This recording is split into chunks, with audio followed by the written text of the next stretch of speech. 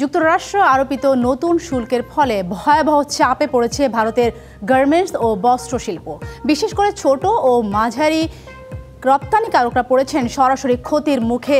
50,000-এরও বেশি উদ্যোক্তার রপ্তানি অর্ডার এক প্রকার বন্ধ হয়ে গেছে।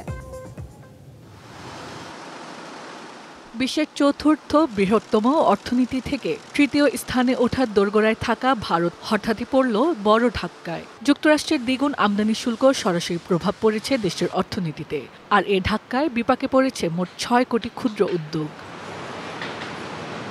বিশ্ববাজারে ধাক্কা খাওয়া ভারতীয় উৎপাদন খাতে এখন নেমে এসেছে অস্থিরতা। রয়টার্স বলছে, টেক্সটাইল, গয়না ও কেমিক্যাল সহ একাধিক খাতে অনেক কারখানায় ইতিমধ্যেই উৎপাদন প্রায় বন্ধের পথে। শিল্প মালিকরা এখন সরকারি প্রণোদনার আশায় চেয়ে আছেন দিল্লির নীতি নির্ধারকদের দিকে।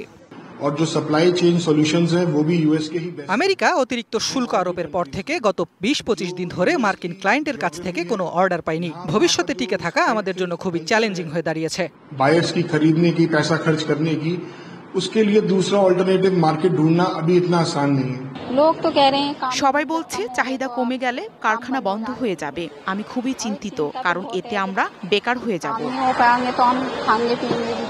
পরিস্থিতি সামাল দিতে ভারত সরকার ডিসেম্বর পর্যন্ত তুলা আমদানিতে শুল্ক ছাড়ের মেয়াদ বাড়িয়েছে, আর তুলার দাম কমে যাওয়ার আশঙ্কায় চাপে পড়েছেন দেশীয় তুলা চাষিরা।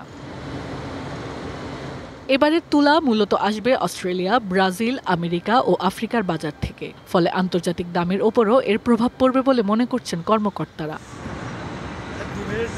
বিশ্লেষকরা বলছেন, ট্রাম্প প্রশাসনের এই আকস্মিক শুল্ক সিদ্ধান্ত ভারতের জন্য কেবল ধাক্কা নয়, এটা এক বড় সতর্ক সংকেত। আন্তর্জাতিক বাণিজ্যে শুরু হওয়া এই নতুন উত্তাল ঢেউ কিভাবে সামলাবে ভারত, এখন সেদিকে নজর গোটা বিশ্বের।